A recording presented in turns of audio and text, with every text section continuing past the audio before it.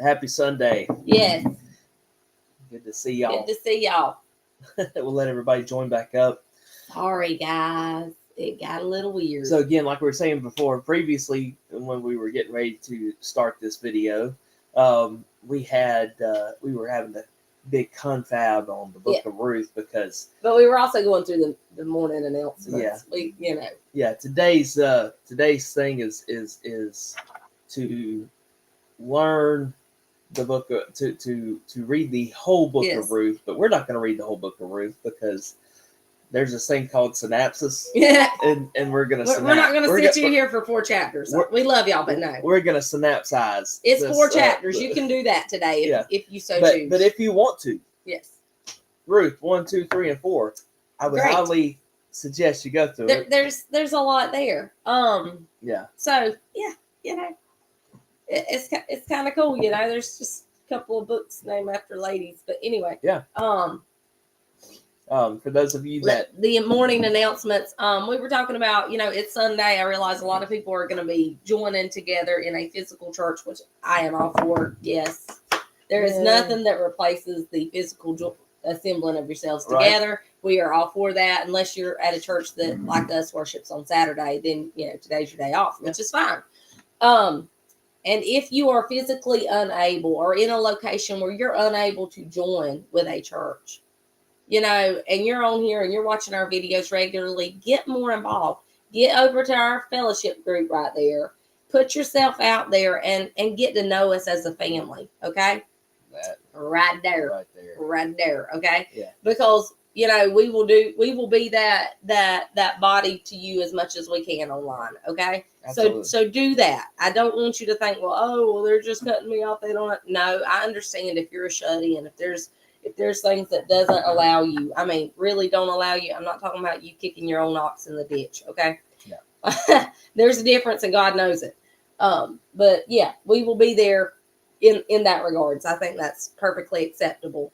Absolutely. More announcements. More announcements. If you are wanting to support us in our online stuff here, you can give at onelifeatatime.churchcenter.com/giving. It helps support us in this ministry. Helps us to help others.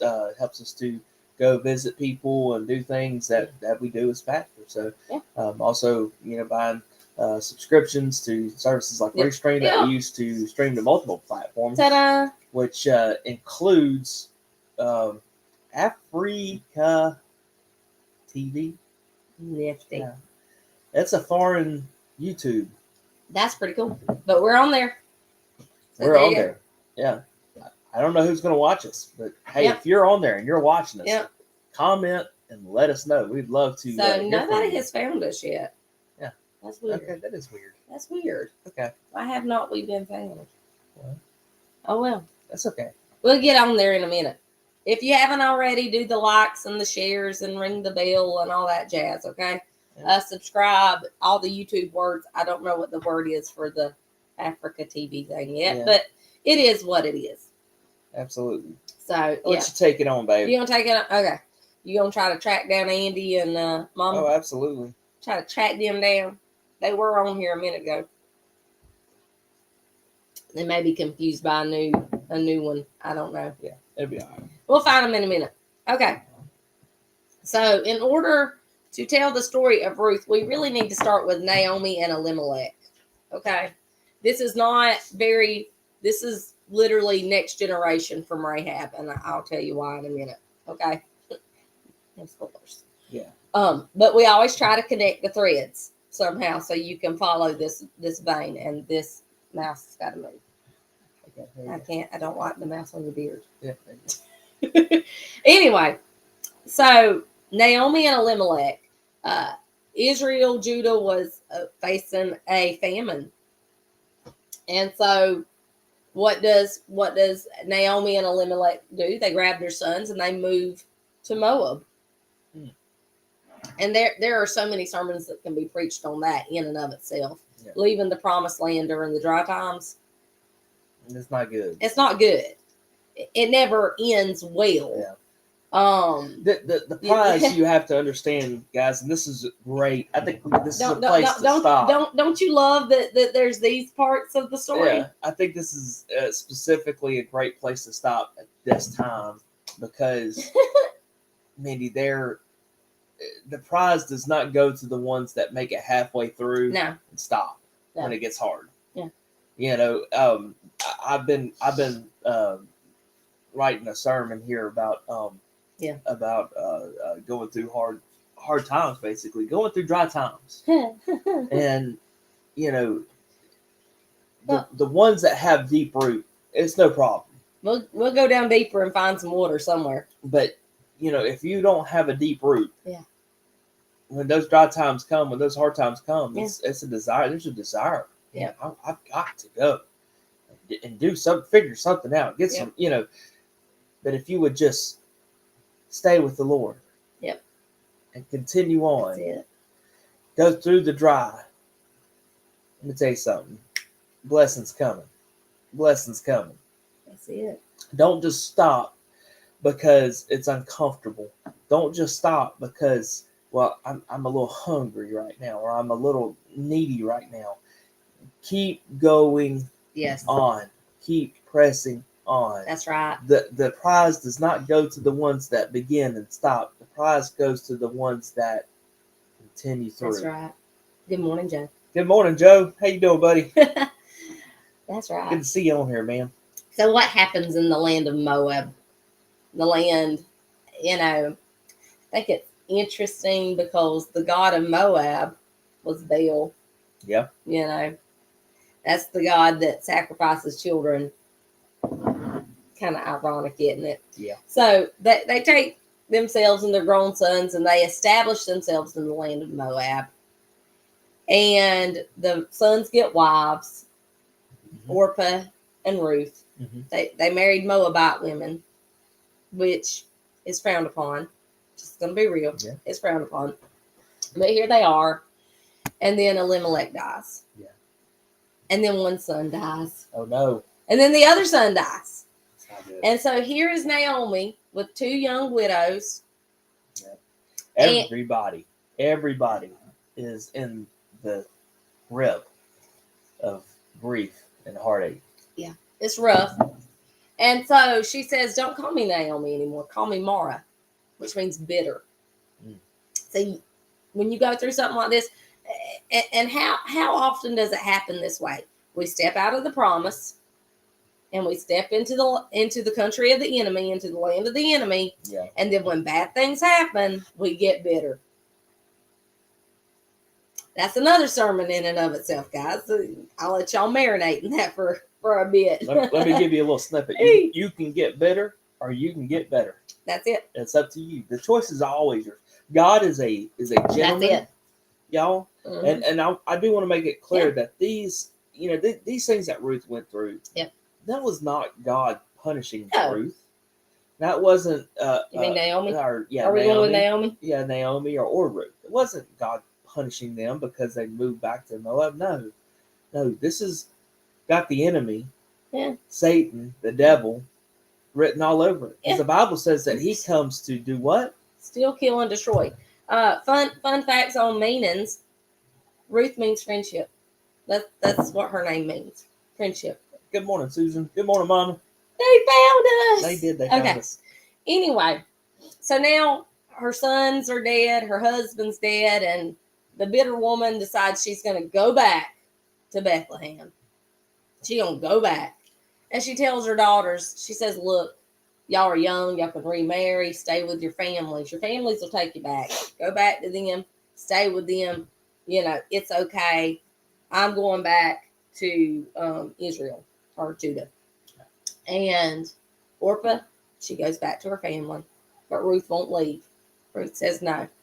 And she's like, look, I'm too old to give you a husband one day. I can't do that. What is good? And Ruth says, no. Wherever you go, I'm going.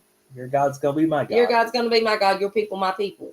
I know we quote this at weddings a lot as wives to husbands, but it was never that. It was two women. It was a daughter to a mother.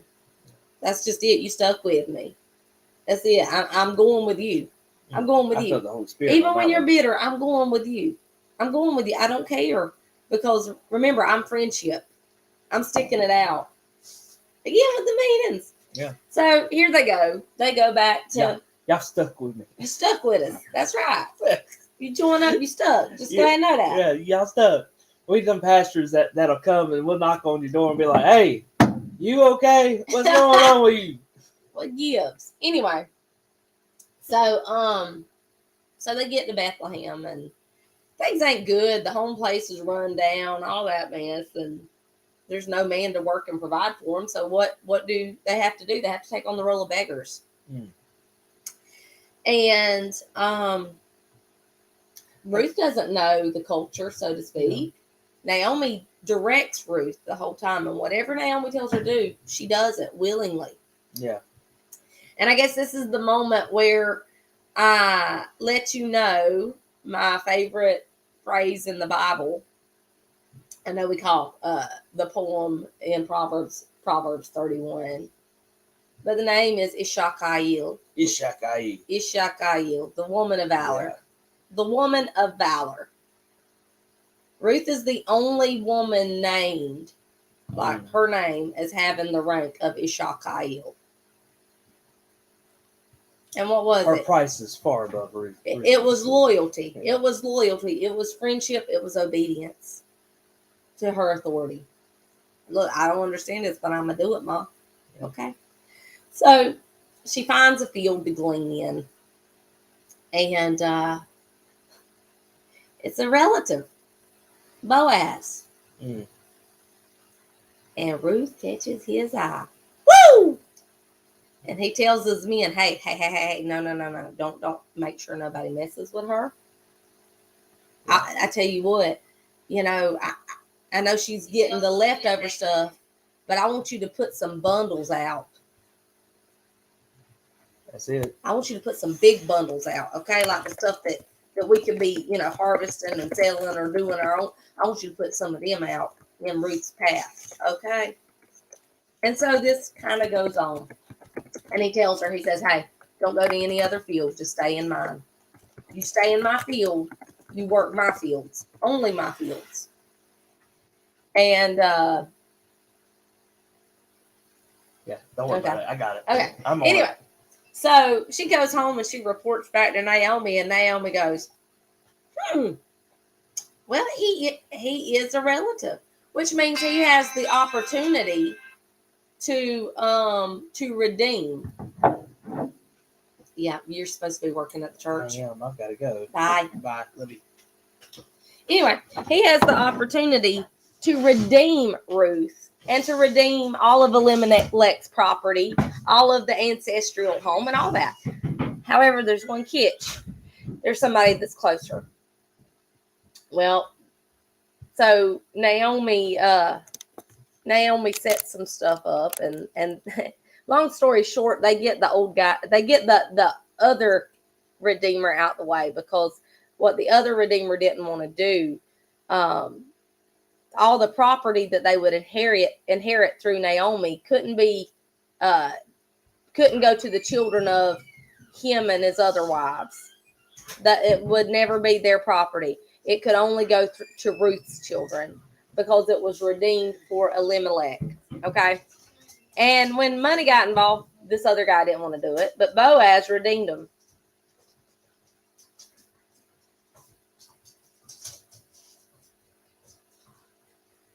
Yeah, Naomi said, well, no, I guess she wasn't. She had that kinsman. There you go. So remember, I told you how this story would tie into Ruth. I mean, how Rahab would connect to Ruth. You might be familiar with Boaz's parents. His father's name was Salmon, and his mother was Rahab. Maybe that explains the kindness that he was willing to extend to a stranger, because his mama had been a stranger. And here is that kindness extended to Ruth. And he would marry Ruth, said he was a man of valor and she his equal, a woman. And they would have a son named Obed. And Obed would beget Jesse, and Jesse King David. So we see this lineage moving forward, you know, and in the midst of Naomi's and Elimelech's wrong choices, in the middle of all of that, God still provided her with a way out, with a way of prosperity. And you can say what you want to, but that way was Ruth, a woman who was born a Moabitess, heathen, worshiped a heathen God all her life, but was willing to wholeheartedly embrace God's way of doing things. She was obedient. She was loyal. And in the end, she brought Naomi a great inheritance. She brought Naomi children through Obed, the grandchild. And it was just a beautiful thing. Y'all, God's story is beautiful. We may think that we mess things up, but God can turn our mistakes into blessings if we'll just let him, if we'll just trust him enough to bring us out. But notice, Naomi couldn't stay in the land of Moab. She couldn't stay in that fallen state, if you will. She had to return to the land of promise. She had to return back to where she was before she made that mistake, in order for God to pour out his blessing on her. If you've made a mistake, if you found yourself in the land of Moab, turn back. Go back to the land of promise. Things might look a little run down, but God can turn it all around. Guys, we love you. God loves you. There ain't a thing you can do about it. I'll see y'all tomorrow. Bye.